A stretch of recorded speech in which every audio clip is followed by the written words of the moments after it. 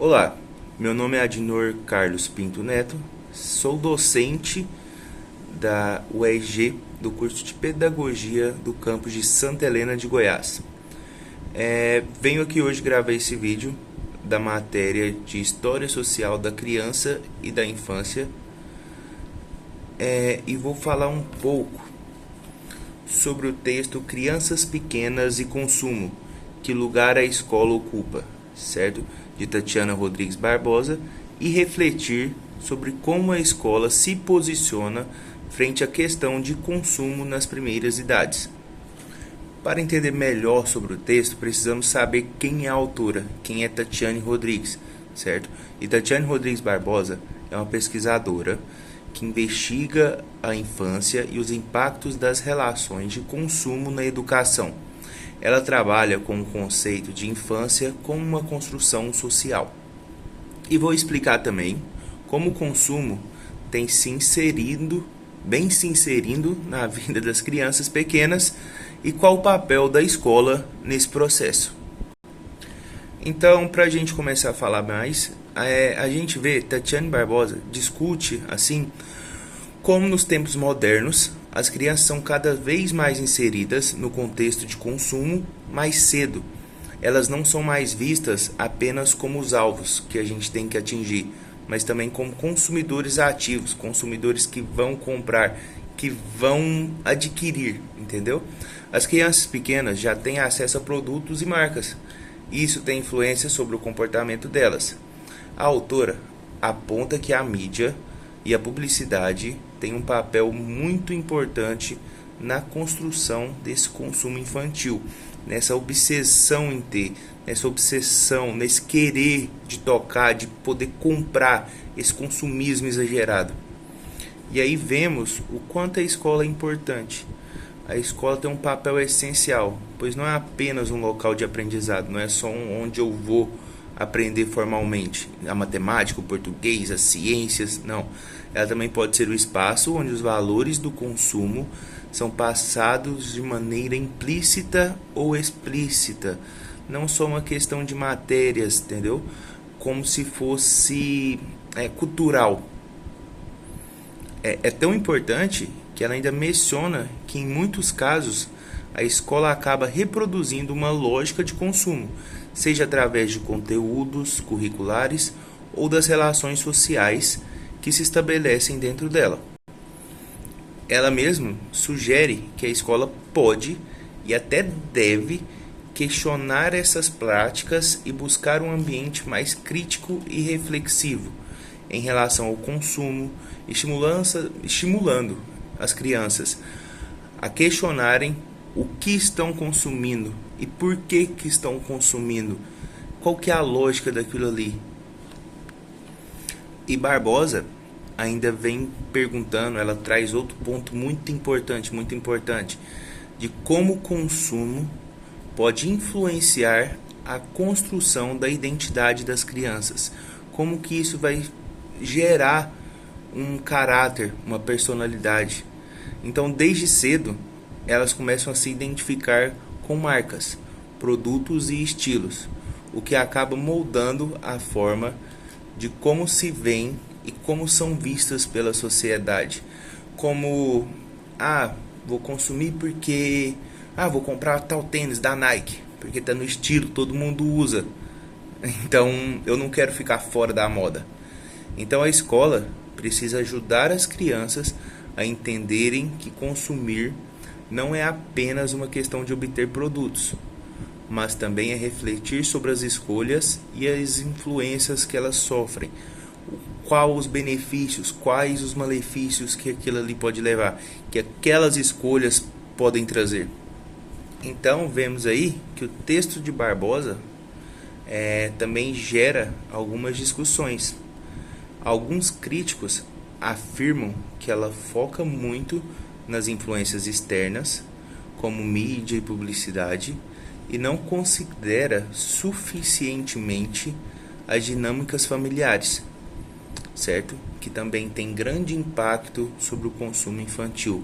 Com certeza, se você parar para pensar, que a família influencia demais na conta. Na verdade, a família influencia tudo, né, na nossa vida. Nossa família que molda o nosso caráter, molda a nossa personalidade, molda o nosso cultural, entendeu? Então, se minha mãe é uma consumista exagerada, que fala assim: nossa, meu filho, a gente não pode usar essa roupa Ladra 44, por exemplo. A gente precisa comprar lá no shopping uma roupa de marca, onde as pessoas vão ver e vão falar: nossa, essa roupa é original, compensa. Então a família tem grande papel nisso aí, porque se a gente pensar, as pessoas influenciam, a escola influencia, mas a família também influencia de uma forma gigante. E aí às vezes as pessoas pensam por outro lado. Por exemplo, alguns sugerem que a escola, ao tentar ser crítica em relação a esse consumismo, ao tentar tratar com criticidade, tentar falar mal, alguma coisa do tipo, certo? Pode acabar exagerando ou criando uma abordagem muito moralista, muito certo, muito batido, sem permitir que as crianças também se desenvolvam dentro dessa realidade, sem permitir que elas cresçam dentro dessa realidade, que elas sigam apenas aquilo que está moldado. E aí, pensando nisso, conseguimos chegar ao ponto que, apesar de todas as críticas, apesar de todos os falatórios, certo? O texto da autora, Tatiana Barbosa, é valioso demais para a gente poder entender como o consumo se infiltra na vida das crianças pequenas e como a escola pode se posicionar frente a isso. Como que, se você parar para pensar, é meio que assim: como que a escola, qual que é o papel da escola nisso? Entendeu? O que a escola pode fazer? O que a escola pode chegar? Onde ela pode chegar? No meu pensamento, se a gente parar para pensar, não escolas públicas, em algumas escolas particulares, onde existe, por exemplo, a lista de materiais obrigatórios, entendeu? Eu já vi, principalmente, infelizmente, eu estudei em escola particular e lá onde eu estudei era assim, certo? O pessoal pediu uma lista enorme, e já vinha especificado, por exemplo, canetas esferográficas Faber-Castell, lápis de cor Faber-Castell, cola tananã, especificando marcas, entendeu? Especificando produtos de alta qualidade, entendeu? Então, se você parar para pensar, é sobre obrigatoriedade de alguns produtos, de algumas escolas, de algumas escolas. Isso pode gerar o consumismo em crianças, pode gerar o querer comprar. Por que que eu não posso ter desse e a escola está me obrigando a ter desse? Isso é um ponto errado, entendeu? Então a escola, em vez de tratar esse consumismo, certo? Ela está incentivando o consumismo, fazendo as crianças quererem mais, quererem comprar, quererem ter aquilo.